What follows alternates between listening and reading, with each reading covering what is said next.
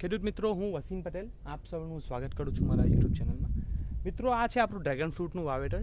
આ total 600 pole છે આટલામાં, અને આગળ આપણું મેંગો ફાર્મ છે, ત્યાં એની આગળ આપણું ગોવા છે.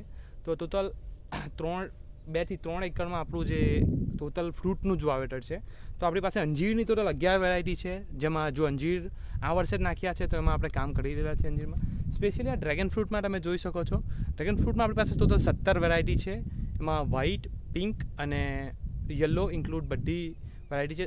ઓછી છે, એમાં આપણી પાસે જમ્બો પર છે, સી વેરાયટી પણ છે, બધી જ વેરાયટીઓ છે.